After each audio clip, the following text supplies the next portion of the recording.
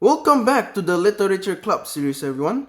Some of you reached out and asked me to take a look at these two poems, so I thought, why not? So, for today's episode of Literature Club series, I'll be analyzing and comparing Ozymandias by Percy Bysshe Shelley and Invictus by William Ernest Henley. Both poems are famous, short, and incredibly rich in meaning, which makes them perfect for a deep dive. I'll start by reading each poem aloud, then I will analyze the poem itself. And of course, I'll compare them at the end so we can fully understand how each writer approaches the idea of strength. So let's begin with our first poem.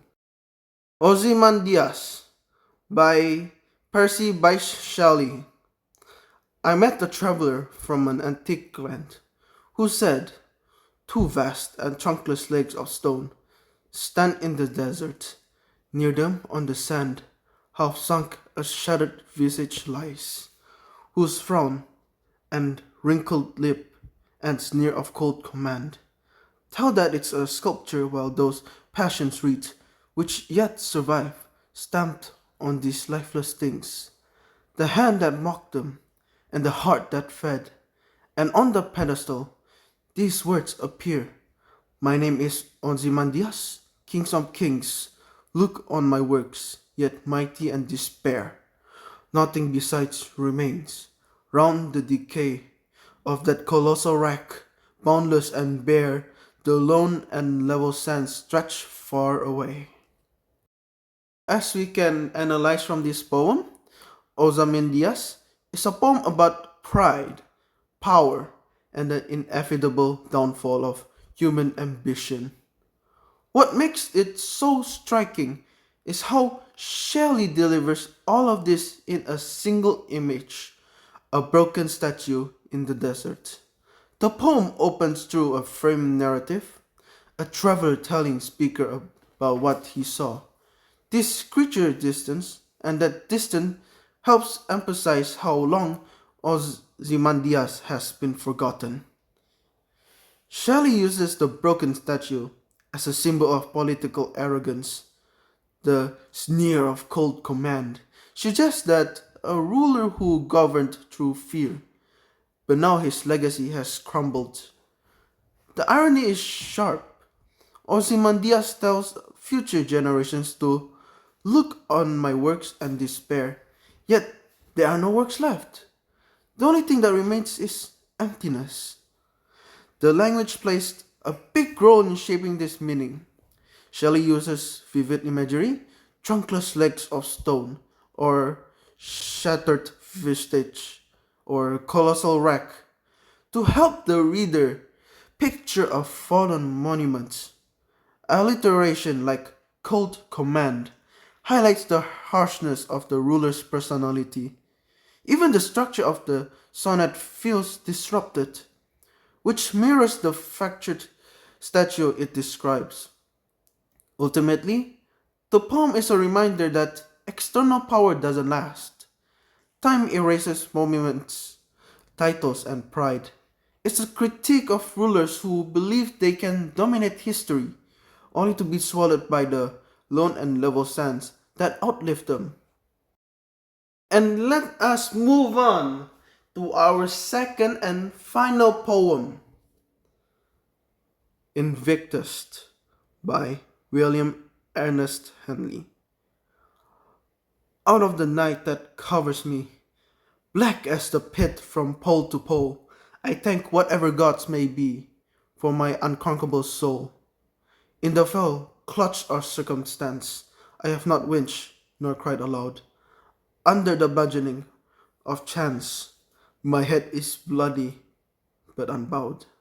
Beyond this place of wrath and tears looms but the horror of the shade, and yet the menace of the years finds and shall find me unafraid.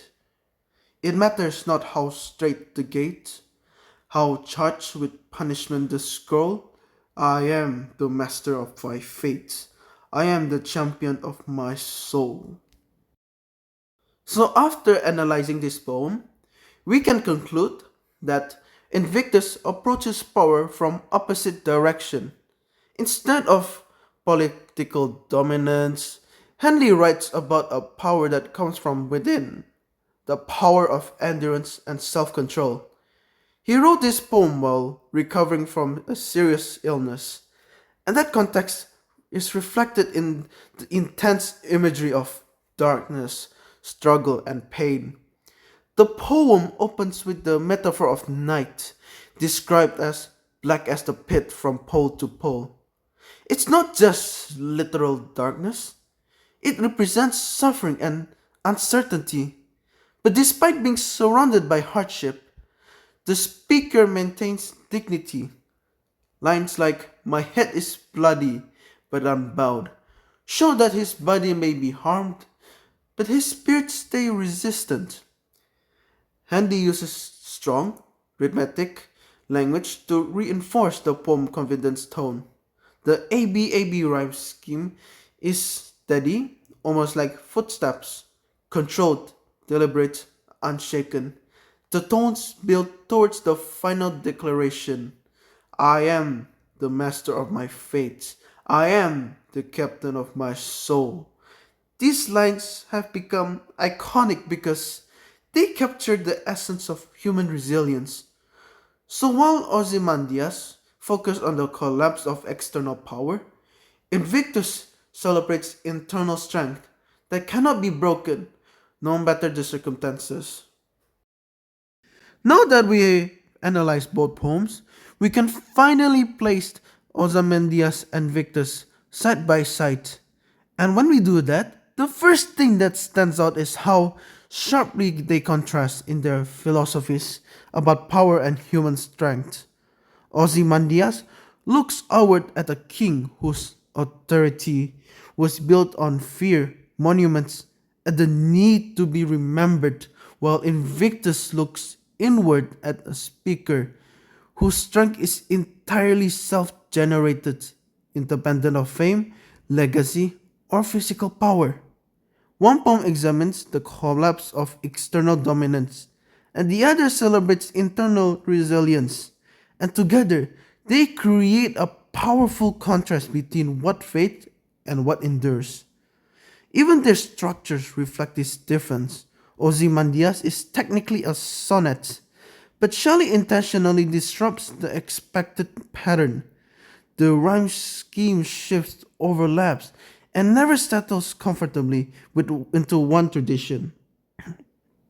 That slightly unstable structure feels like the poetic equivalent of ruins, something that used to be whole but is now fractured. It mirrors the broken statue in the desert, suggesting that even the forms that we consider strong and permanent can worsen. Invictus, by contrast, is steady and controlled. Its four quadriants follow a consistent ABAB rhyme scheme, almost like a heartbeat or steady footstep pushing forward. The structure reflects the speaker's disciplined inner resolve. Nothing breaks, nothing wavers, and the poem stands as firmly as the speaker's attitudes. The contrast carries directly into the language. Shelley's imagery is cold, distant, and sculptural. He wants us to see the ruined statue, the shattered visage, the wrinkled lip, the sneer of cold command. The language is visual and archaeological, as if we're shifting through relics of past civilization. That visual distance reinforces how memory fades, how power becomes irrelevant, and how even greatest rulers become nothing more than fragments in the sand. Henley's language in Invictus is the opposite: intimate, emotional, and internal. His metaphors describe physiological struggle rather than physical ruins. The night that covers him, the pit he faces, the bludgeonings of chance that strike him. Yet every harsh image turns into the declaration of strength. Even when he says, "My head is bloody," it becomes a badge of pride because it remains unbowed. His language transformed suffering into empowerment, something that Ozymandias could never achieve.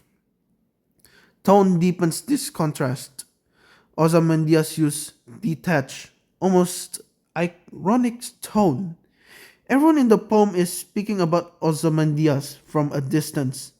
The narrator hears the story from a traveler, and the traveler describes the broken statue. This layered storytelling creates a tone that quietly mocks the king's arrogance, his grand proclamation. Look on my works, ye mighty, and despair. Becomes unintentionally comedic when paired with nothing beside remains. Time humiliates him. In Invictus, however, the tone is defiant and personal. There's no distance between speaker and reader. The voice is direct, confident, and unwavering. Every line reinforces the idea that the speaker refuses to surrender authority over his mind, even when circumstances are beyond his control. While Ozymandias shows a ruler who believed he controlled the world but ultimately controlled nothing, Invictus presents a person who may control nothing outwardly but has mastered his inner world completely. Their perspective highlights this difference even more. Shelley keeps the reader far away from Ozymandias. We never hear the king's real voice, only his inscription. That distance symbolizes how irrelevant he has become. He can no longer speak for himself. His legacy survives only as a story told by strangers who don't care about him. Henley brings the reader right into the speaker's thoughts. The first person voices turns into a poem, into a confession, a testimony, almost a personal vow. The closeness enforces that internal strength cannot be erased by time the way monuments can. And when we look deeper themes, the contrast becomes almost philosophical. Ozymandias argues that external power, political dominance, fame, monuments, legacy, is temporary. Time destroys everything built on pride. Meanwhile, Invictus defends the idea that internal strength, courage, dignity, self-mastery survive even in suffering. One poem ends with a ruined statue swallowed by lone and the level sands. The other ends with human voice claiming full command over its own soul. One reveals what fails, the other reveals what survives. Together, these poems demonstrate two sides of human existence. Shelley warns us about the fragility of what we build outside ourselves, while Henley celebrates the resilience of what we build within ourselves. And that contrast between the collapse of external power and the endurance of internal strength is what makes comparing these two poems so compelling. If you want, I can now plug into this. And that wraps up to our episode for today. Thank you again for our listener who requested these two poems. They really do create a fascinating conversation about strength, ambition, and how humans respond to time and hardship. I hope this analysis helped you see how Shelley and Henley use language, imagery, tone, and the structure to shape their messages. As always, thanks for listening, and I'll see you next episode.